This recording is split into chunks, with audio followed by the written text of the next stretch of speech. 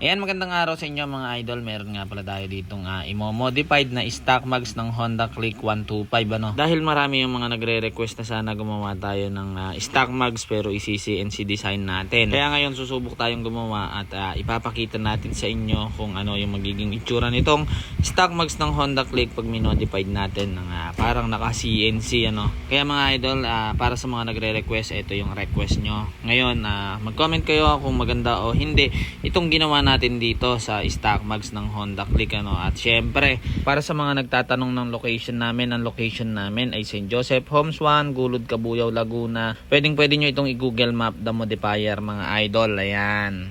Ngayon, ito na nga yung ginawa natin mga idol. Pinali-slip ko na rin. Ayan, kaso hindi siya naging klaro kasi nga pinali-slip ko. Pero pipinturahan ko pa naman kasi to at i-display natin dyan. Ayan. Tignan na natin kung ano magiging itsura nito pag na-powder coat na natin. Ayan.